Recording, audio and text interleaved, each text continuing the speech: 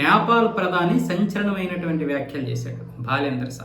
ఏమన్నాడంటే పార్లమెంట్లో, మన భూభాగాలు భారత్ ఆక్రమించడమే కాదు, భారత భూభాగాలను కూడా నేపాల్ ఆక్రమించింది, దానికి సంబంధించిన నా దగ్గర పూర్తి ఆధారాలు ఉన్నాయి, దీనికి సర్వేయర్లు, చరిత్రకారులు వీళ్ళందరూ కూడా ఎంక్వైరీ చేస్తే నాకు తెలిసింది, ఈ మధ్య నాకు తెలిసింది, ప్రధాని అయిన తర్వాతే నాకు కూడా ఈ విషయం తెలిసిందని పార్లమెంట్లో ప్రస్తావించడంతో మొత్తం ప్రతిపక్షాలన్నీ కూడా దుమ్మెత్తిపోసాయి బాలేంద్ర షా మీద.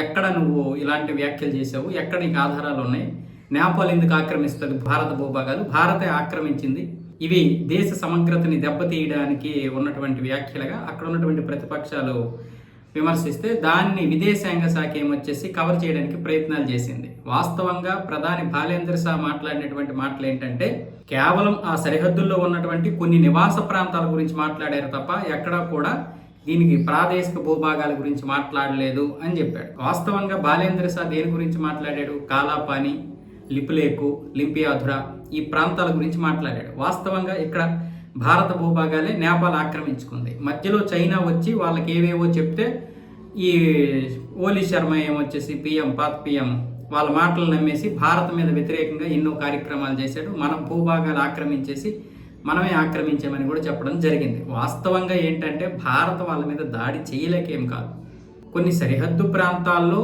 సామరస్యంగా పరిష్కారం చేసుకుందాము. నేపాల్ అనేది మన దేశమే, మన హిందూ దేశం, మన పక్కని ఒక రాష్ట్రంలా ఉంటుంది, ఉత్తరప్రదేశ్కి ఆనుకుని ఉంటుంది.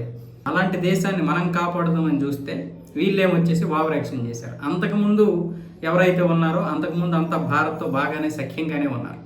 ఈ మధ్య పిఎం ఓలీ వీళ్ళందరూ ఓవర్ యాక్షన్ చేయడం వల్ల ఇలా జరిగింది. బాలేంద్ర షా భారత భావజాలంతో పెరిగిన వ్యక్తే. నేపాల్ అంటే చాలా ఇష్టం, చాలా విపరీతమైనటువంటి దేశభక్తుడు. అలాగే భారతదేశంలో చదువుకున్నాడు, బెంగళూరు లాంటి ప్రాంతాల్లో, ఢిల్లీ లాంటి ప్రాంతాల్లో కూడా అతను పర్యటించాడు. పైగా ఇక్కడ హాస్టల్లో ఉండి చదువుకున్నటువంటి వ్యక్తి.